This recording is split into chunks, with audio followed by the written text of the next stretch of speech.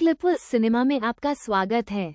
आज हम बात करेंगे एक ऐसे मुद्दे की जो अक्सर छोटे शहरों की गलियों में दबे पांव चलता है, नैतिक पहरेदारी, और कैसे धुरंधर ने इसे अपनी कहानियों में जीवंत किया। कल्पना कीजिए, उत्तर प्रदेश के किसी छोटे से कस्बे की, जहां दोपहर की धूप में सन्नाटा पसरा है। मंदिर की घंटियां धीरे धीरे बज रही हैं और हवा में तुलसी की खुशबू तैर रही है। ऐसे शांत माहौल में कुछ आंखें हैं जो हर हरकत को बड़ी बारीकी से देख रही हैं। ये आंखें हैं नैतिक पहरेदारों की, जो खुद को समाज का ठेकेदार मानते हैं। धुरंधर अपनी कहानियों में इन पहरेदारों को किसी अदृश्य शक्ति की तरह पेश करते हैं। ये लोग ना तो पुलिस वाले हैं, न ही कोई सरकारी अधिकारी।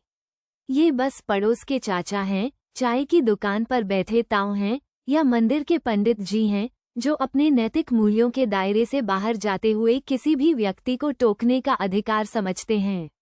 धुरंधर की कहानियों में अक्सर युवा प्रेमियों को इन नैतिक पहरेदारों का शिकार होते दिखाया गया है। एक जोड़ा जो बस साथ में बैठा बातें कर रहा है, उसे तुरंत शक की निगाहों से देखा जाता है। उनके चरित्र पर सवाल उठाए जाते हैं और उन्हें डराया धमकाया जाता है।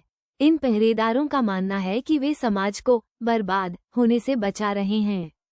यह एक ऐसी सच्चाई है जो छोटे शहरों में आज भी मौजूद है। प्रेम, मित्रता और व्यक्तिगत स्वतंत्रता यहाँ अक्सर सामाजिक दबाव और रूढ़िवादी सोच के नीचे दब जाते हैं। धुरंधर की कहानियाँ हमें ये सोचने पर मजबूर करती हैं कि हम किस तरह के समाज का निर्माण कर रहे हैं। क्या हम एक ऐसा समाज चाहते हैं जहां युवा अपने मन की बात खुलकर न कह सकें, जहां प्रेम करने की आज़ादी न हो?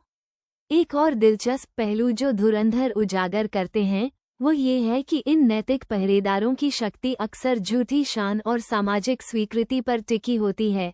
उन्हें लगता है कि अगर वे किसी को टोकते हैं या डांटते हैं तो लोग उन्हें सच्चा और ईमानदार समझेंगे।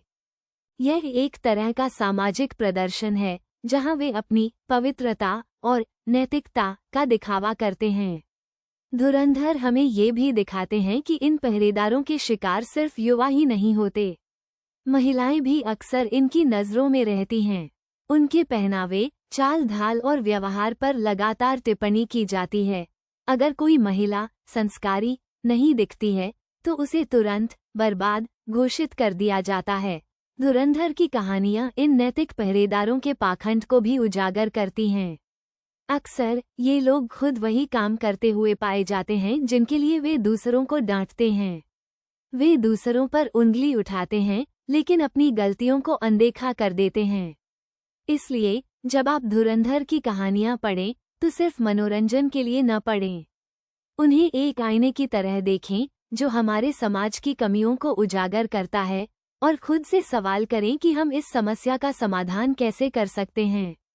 क्या हम एक ऐसा समाज बना सकते हैं जहां हर कोई बिना डर के जी सके, जहां प्रेम और स्वतंत्रता का सम्मान किया जाए?